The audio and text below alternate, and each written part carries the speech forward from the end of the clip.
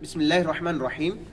बच्चे के कान में आज़ान बैठ कर देना कैसा, क्या आज़ान बैठ कर दे सकते हैं या नहीं? तो देखें कि बच्चे के कान में जो आज़ान देनी है वो खड़े होकर देनी है, क्योंकि शरीयत मुतहरा ने जो हमें आज़ान देने का तरीका बताया है वो खड़े होकर ही हम आज़ान दे सकते हैं। कि जिस तरह हम नमाज में खड़े होकर नमाज के लिए आज़ान देते हैं और नमाज के अलावा मुसीबत के वक्त या कब्र पे खड़े होकर जो हम अज़ान देते हैं तो वो खड़े होकर ही अज़ान देने का शरीयत मुतहरा ने हमें हुक्म दिया है। हम बैठकर अज़ान नहीं देते। तो यहाँ पर भी हमें शरीयत मुतहरा की तरफ से यही हुक्म है कि हम खड़े होकर अज़ान दें। जो लोग कहते हैं कि बैठकर अज़ान देने से भी अज़ान हो जाएगी, ये बात गलत है। अल्लाह ताला मुझे और आपको इल्म दीन हासिल करने की तौफीक अता फरमाए ताकि हम इल्म दीन हासिल करें, हमारे लिए रोज़मर्रा के जो मसाइल हैं वो आसान हो। अल्लाह ताला मुझे और आपको इल्म नाफ़ी अता फरमाए। आमीन बिजाहि नबील आमीन सल्लल्लाहु अलैहि वसल्लम।